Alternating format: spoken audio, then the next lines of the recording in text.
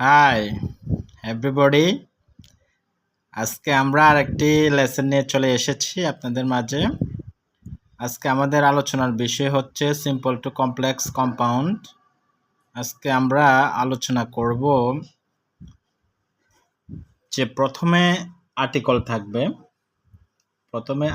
থাকবে প্লাস আর্টিকেলের পরে ভিআইএনজি থাকতে পারে অথবা বি3 থাকতে পারে অথবা অ্যাডজেক্টিভ থাকতে পারে।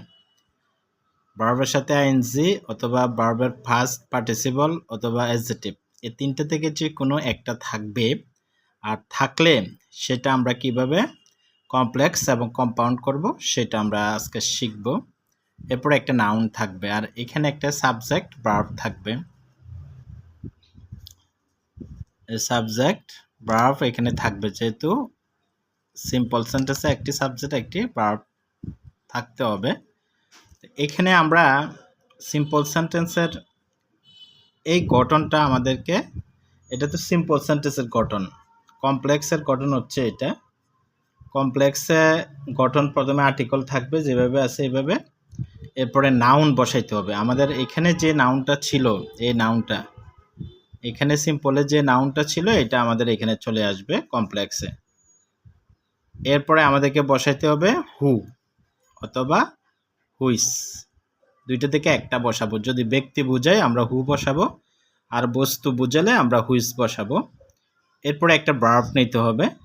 ভার্বটা আমাদেরকে নিতে হবে আমাদের এখানে এটা অনুযায়ী এবং আমাদের এটা অনুযায়ী। এটা যদি প্রেজেন্ট টেন্স হয় এখানে ভার্বটা আমরা প্রেজেন্ট টেন্স নেব, এখানে ফার্স্ট টেন্স হলে আমরা এটা পাস্ট টেন্স নেব।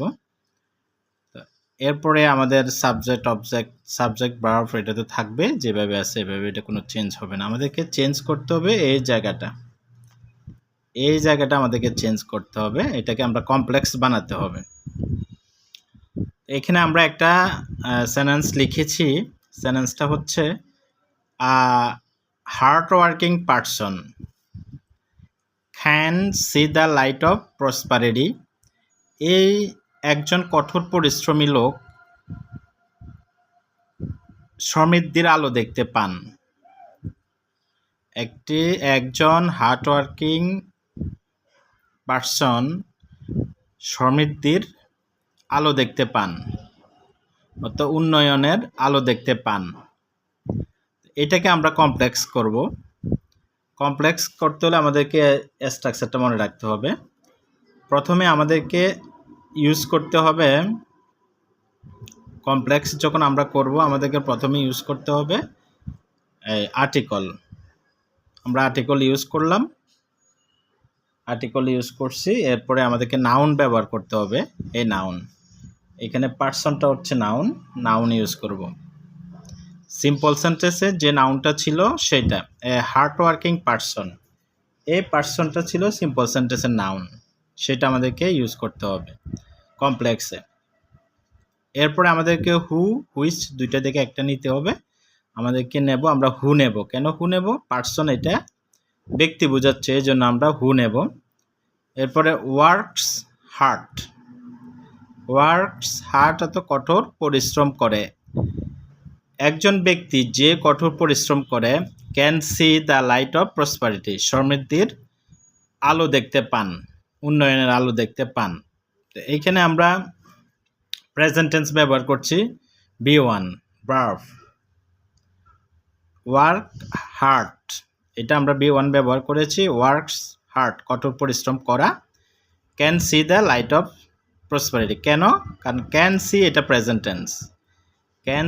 প্রেজেন্ট টেন্স থাকার কারণে আমাদেরকে এটা প্রেজেন্ট টেন্স ব্যবহার করতে হয়েছে। এটা গেল আমাদের complex sentence. A person who works hard can see the light off prosperity, এটা গেল আমাদের কমপ্লেক্স সেন্টেন্স। আর কম্পাউন্ডে আমরা a person who work hard এটা আমরা লিখব না, আমাদেরকে সাবজেক্ট লিখতে হবে আর ভার্ব লিখতে হবে। এখানে আমরা লিখব না, কারণ হু হুইচ এটা কমপ্লেক্সে ব্যবহার হয়।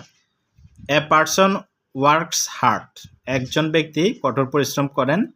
And he can see the light off prosperity, এবং তিনি সমৃদ্ধির আলো দেখতে পান। এটা এখানে আমাদের কম্পাউন্ডে অ্যান্ড অর বাট থাকবে। এখন আমরা অ্যান্ড ব্যবহার করব।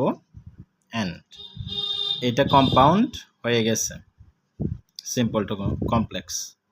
তাহলে আজকের